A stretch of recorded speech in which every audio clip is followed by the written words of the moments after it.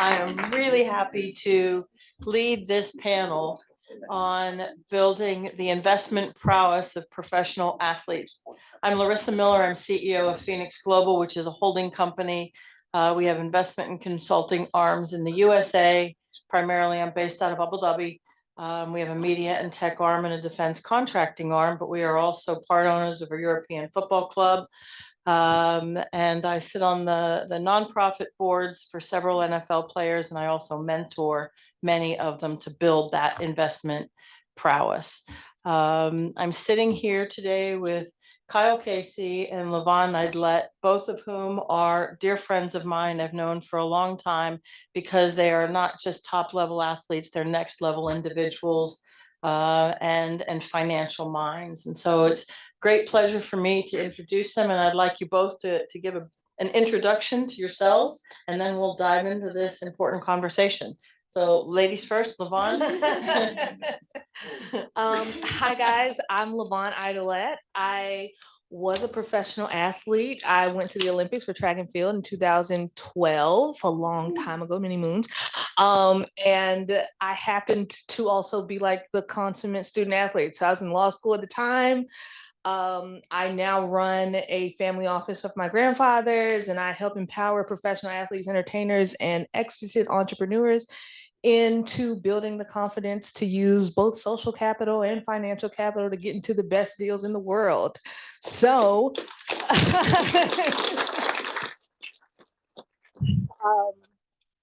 I'm happy to be here, and let's have a great conversation. All right.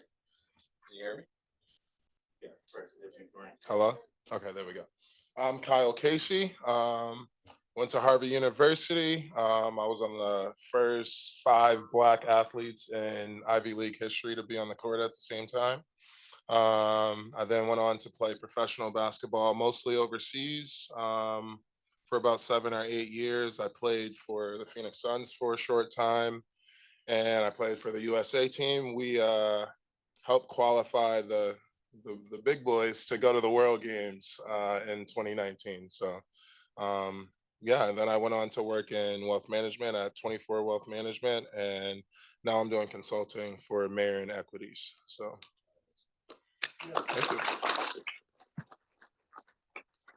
You know, sports as a business, as Garrick so accurately represented, and each athlete needs to be the CEO of their own brand. As a CEO, you have a responsibility to know what's going on at each level of the brand at all times, what's going on with the finances, what's going on with the operations. And while you surround yourself with the best team to make and execute on those mandates, it's still your responsibility to understand what's going on with your brand. But for athletes, there are so many people coming at them who represent themselves as working in their favor. Many are legit.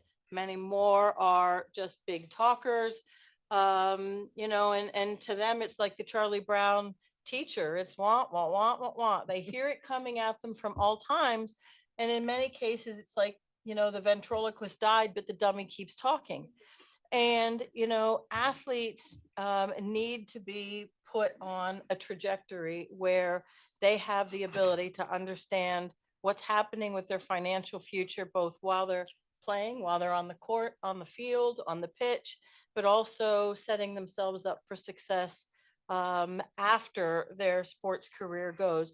Where do you both see the fundamental challenges? And then we'll get into where we can go to help mitigate some of those. Ooh, that was a deep start. All right. So I believe our fundamental challenge is from the beginning. So from the beginning, I watch people maneuver athletes in a way that tells them that they should not and do not have to be a part of their professional lives, to the point that very many of them, even as grown adults, do not check their own emails. And so the beginning of the problem is reframing how we look at your own responsibility for yourself and as the CEO of your enterprise, and then holding the people that they have accountable. But most of the beginning is, how do you know how to hold someone accountable if you don't know what they do? And so making sure that everybody's defining their own roles as they're coming in as their professionals. So if you're an agent, be in an agent's lane. If you're a financial advisor, be in a financial advisor's lane. And understanding and being able to say, I don't do that, but I can point you in the right direction. And I think that that's a great starting point for most. For me, I would take a little bit of the other perspective with the athlete. I think they need the accountability also. I think with, opportunity comes responsibility, and there's a lot of opportunity today for athletes. So the way I describe it is, you're your own solar system. You're the sun in your solar system. You have a gravitational pull to push and pull anyone you want to and from you, right? So you have to understand what you need, one, and then prioritize that two, so that you can maneuver throughout your journey. And throughout your journey, there's off branches, the financial advisor, the agent, my trainer who's going to help me stay healthy. Your whole body is a business. So I think just understanding the mindset of who you are as an entity outside of just an athlete and what you're trying to accomplish in life is extremely important. As a team owner, I say, the team has a responsibility, but we have an obligation to make sure that that team is as strong as they can be to perform on the field, but also setting them up for success and not just seeing them as a commodity, as a player's market commodity. I absolutely hate when people talk about buying and selling players, because at the end of the day, they are the epicenter of this thing that we call sports. They're the reason that, we can watch football on Sunday and we can watch a World Cup, and they're paid for their talent. But we have a responsibility as fiduciaries, as mentors, as employers. I mean, I have 3 former NFL players in my company, brilliant minds, cultivated, and I think that's one of the challenges that I see too, is that we need to be working with them to set them up for a financial future, but also a professional future, because most of them leave the league without enough money made, because most of them are not making 25 million a season. So they don't have enough money, even if they invested it well, to be able to live off an investment when you're, out of the league in 2.5 years as an NFL player. So preparing them and helping them understand the process of investment and finding something that's interesting to them, I think is where we need to go. What do you see, both of you, as a way that we can work with, empower, and put athletes on the right trajectory so that we set them up for the after sports career? I can go, sure. I think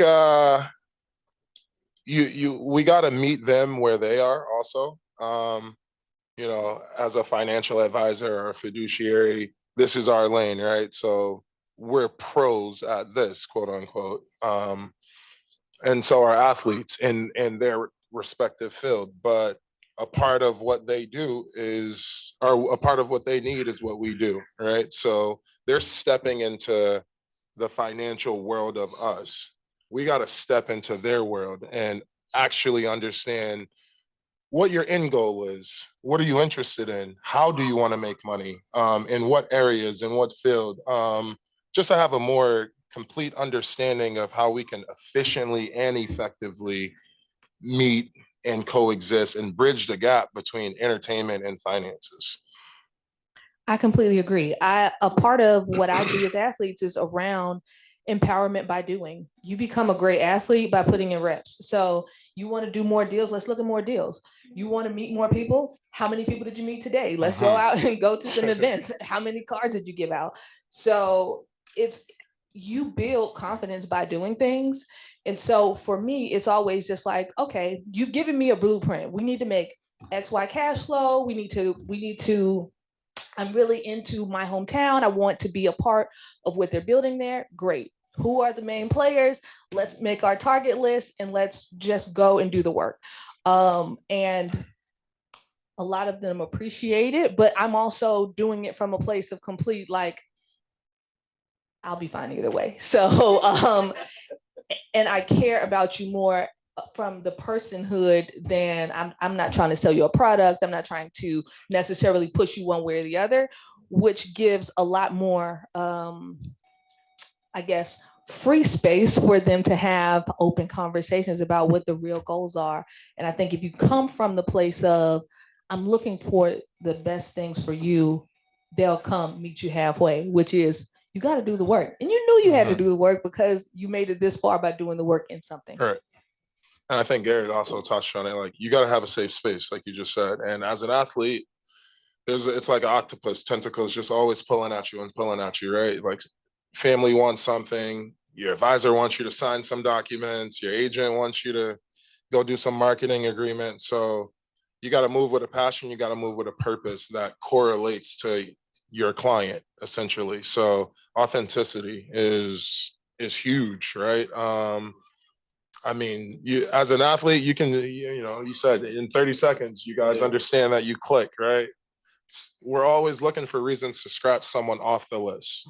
That's finance, that's athletes, that's everyone, right? Like, how can I move on and get to what I need to get to, right? So you got to just think, the athletes are doing the same thing, 1,000%, right? And, my agent is putting me in front of 5, 6 financial advisors that I got to pick one. Who's going to stick out to me, who correlates with me the most, and, who's real, who's going to actually help me execute what I want to execute and tell me when I need to not, attempt at executing something, and I need to just sit down and be still. So just be real. I think that's a very underestimated quality in the financial world, if I'm just being honest, right? So don't try to sell your product, just show your character. No, and there's so many athletes that actually want to learn, that want to know how their money is being invested. What does investing mean?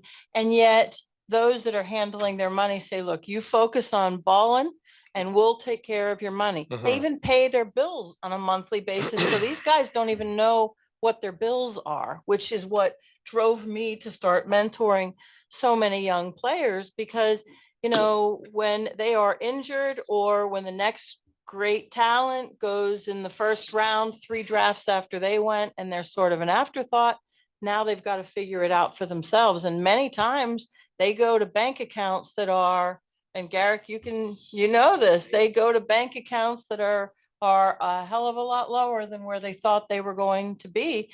And it's now, where do we go? I know one that's now a plumber. Of course, I will tell you this. I've seen many broke NFL players, but I've never seen a broke plumber. So, oh God. So I will say that. But, we have a responsibility as those of us who are fiduciaries, those of us who are agents, that when a player has an interest, take them by the hand and nurture that and bring them into the decision-making process. But it begins now at a much younger age, because our college and university students have been thrown into the shark tank called NIL, where many of them are now encountering money really for the first time. Many times their families are encountering a significant amount of money for the first time. How do we crack this nut called NIL and put these players on a trajectory that sets them up for success as they step into their professional career? I think that for NIL, which I've been having conversations with people significantly younger than that, because there are states that have allowed high school. Which means that there's some miscellaneous shark trying to talk to them at 11. So, it's really the responsibility of the people who care to really take the time to say, I'm going to go and speak at the high school that I know is getting all of these deals. I'm going to go to these universities and have conversations, because the schools, quote unquote, cannot be involved. And that creates a lot more chaos than is necessary. So what I've been doing, my little piece has been, we will read these contracts for you for free, because very many of them do not have a family attorney. And so they were signing the types of deals that you're like, you had no idea what this means. You've sold future equity in your earnings for the next 10 years for $50,000. Are you crazy? But they're like, it was $50,000 and we owed a light bill. So you don't know our problems, And so you're fighting a lot of battles at the same time. And once the money is spent, nobody has tax payment money. So, it's getting in front of all of these things in advance of making bad decisions really early that compound over time. Yeah, I would say NIL opened up a gateway for you guys to expand your business like exponentially. But you have to create that safe space, that the space that's actually going to be productive for the people that are actually getting NIL deals, right? So running financial institutions, you may not understand the everyday life of some 13-year-old down in Florida who's ranked top 10 in football or basketball, who just got, $250,000. And $250,000 may be like a okay investment for your institution, but it's life-changing money for them, right? So meet them at their perspective and then teach them from their perspective. Because you can't assume things with just, a young kid, let's just call it 17 and under, and a family who is just call it a middle-class family who doesn't have a great financial background. They just did well off for themselves. You can't assume that they know, right? The same way a basketball player can't come into your office and assume that you understand what it means to wake up at 4:30 and go work out because he needs to get 500 shots up before he starts doing other things, right? So you really have to put yourselves in their shoes, especially now, because one, there's very little rules in place right now. So I think it's great for you because you're already regulated by so much from the SEC, FINRA, all this stuff, right? You can create your own ecosystem now with NIL, a platform to be relied on, right? And if I trust you, I rely on you, I'll open up to you. I might open my network up to you, right? Because my best friend, my cousin, whoever else may be a top athlete too, or someone else in my space, right? So providing a purpose and a plan and executing on it, I think that's where it starts, really, because the education is needed and the athletes need to be educated. And you guys are the ones to do it because that's who we're coming to, right? Well, So. and every state has completely different regulations. For me, coming from Pennsylvania with, I think, the former number 3 players from Mount Nittany, after our brutal Saturday, we have much more rigid restrictions in Pennsylvania than they do in Georgia and Alabama, which is now going to really change the recruiting world for 5-star recruits coming in. And part of this process is going to be not just chasing the big check that gets wafted in front of your face and the face of your family, but finding an institution that is best for you for the long-term value, the value of your degree at the end.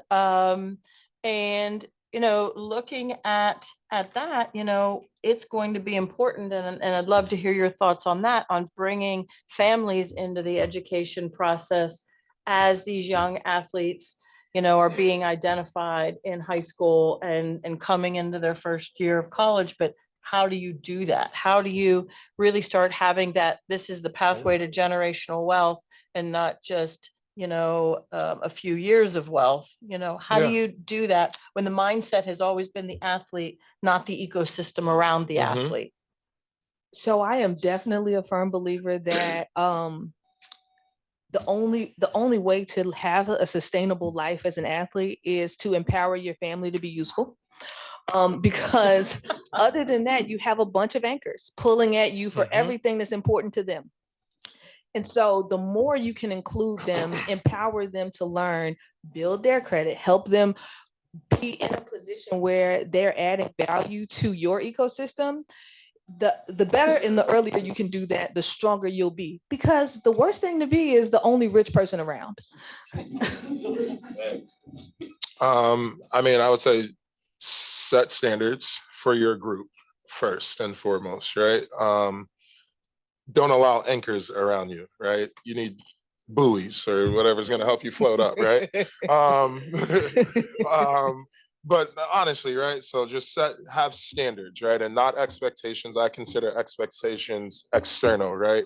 Have standards, internal standards for mom, best friend, cousin, whoever is actually around me, help me, right? So that I'm not just blowing money on you, right? And that's where we can come in, right? This is what you need.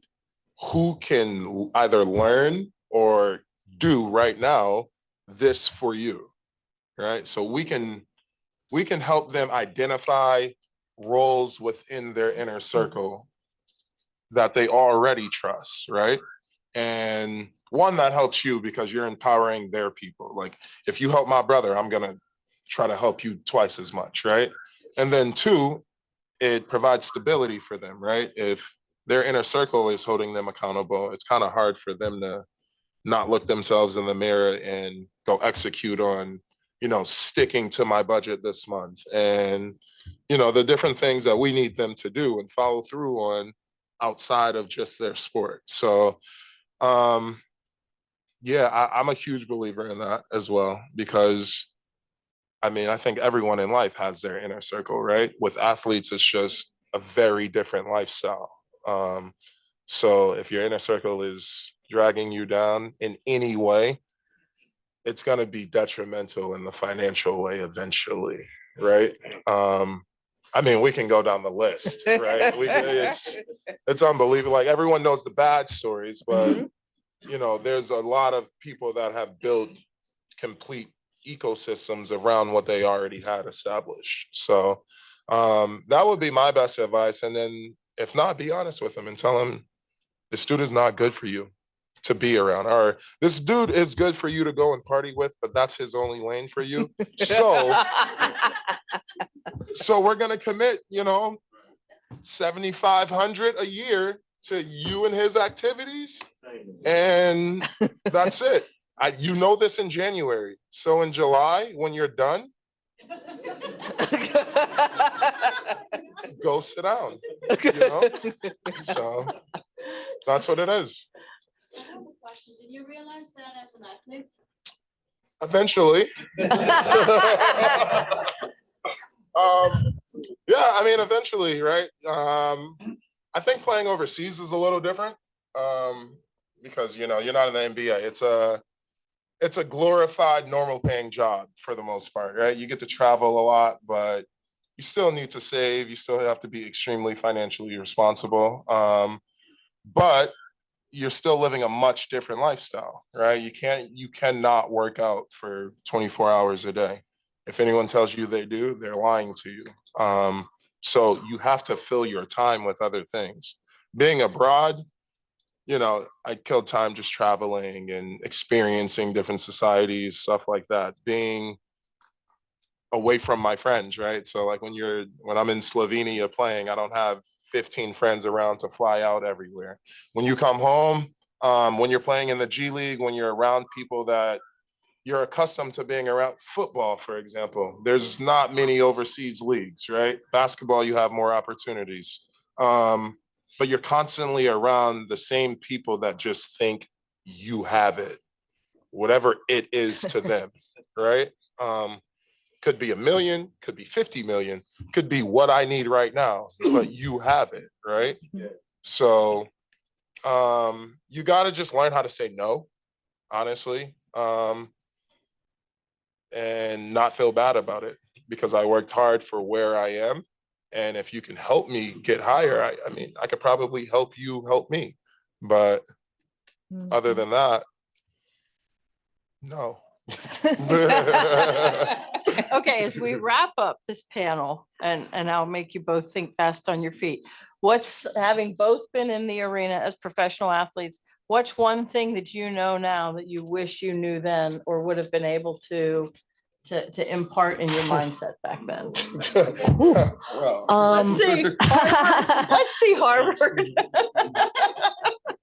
I would say maximize relationships while I was in the activity, because I was traveling the world. I was meeting very influential people. I knew everybody that worked at Nike because I needed my free things, and I didn't maximize those relationships. And some of them, like, I rekindled, but it's not the same as when you're in the action and they need something from you. So you can say, hey, can you take me and introduce me to this person? I'd like to be investing in this area. Can you take me to the best person you know, not just your friend? Yeah. Yes, for sure. One thing I tell every athlete now in retrospect, be important and relevant while you're important and relevant, because you're not when you're not, plain and simple. Like, you know who Antoine Walker is, you know who all the role players of most great teams were? Probably not, right? So use that when you're, like you just said, very much use that. I say do or do not try. So act on whatever it is that you're trying to do. And stop saying, I'm trying, I want to. Because when you're playing, when you're relevant, when you have social capital, I mean, oftentimes social capital is more expensive than, or more valuable, excuse me, than having money, right? So, yeah, just utilize that and be a sponge. Like, take in everything from anyone and everyone that you can in terms of learning, in terms of networking, in terms of, being open to different opportunities. Athletes are put in a lot of different rooms for seemingly no reason to them, right? But someone has you there for a reason. So understand your worth and maximize it. I have a question for the panel. What would you do if Otani was your client? Because he had, like, basically millions of dollars that, stolen from the person that he was really trust. So what would you do, differently? What should he have done differently that would protect him from that type of situation? Understand what's going on with his money. I think that's what we lead off with, right? That's accountability. So everyone has their own opinion about what happened, right? But he can say, I didn't know, or I didn't XYZ, right? At the end of the day, no one was talking about his financial advisor that ripped him off. They were talking about him, right? It's your name on it. So take accountability for what you're working so hard for, right? So can you guys explain who Antoine Walker was in situation for everybody else that may not know? Oh, Antoine Walker was, do you guys know the Boston Celtics? Yeah. Okay. Antoine Walker was, I would say, the second best player on a very good Boston Celtics team. He made, I think it was like $124 million throughout his playing career, and went broke like within like 3-4 years after playing. Yes. I have a question. No worries. For me, everything that has been shared today by you and you guys is amazing, because my focus is providing trusted advisory services to Latin wealthy families, and we're developing a project to assist the needs of high performing athletes. So everything that's going to be discussed today is going to be, it has been already, and it will continue to be very interesting. And the situation that we have in Latin is that many high profile athletes are coming from non-sophisticated families. Absolutely. So my question is, how do you approach the opportunity of actually advising a professional sports player that is coming from a non-sophisticated family? And I'm wondering, after listening to you, that you have to make proposals in a way that you can actually get members of the family to get involved and become useful how do you get them involved in whatever you're advising the professional athlete if you don't have the skills and the experience within the members of the family to, build this dream team that you need to build in order to provide the proper advice to the athlete? How do you deal with that situation? Because it's very common in Latam, and I think you find those situations are also as well here in the US. Absolutely. I was about to say that is just Yeah, a common that's- problem Yeah. worldwide. So what I do is it's more about like in the discovery of getting to know them, because I don't want to work with people who don't want to work with me either. So we're getting to know each other.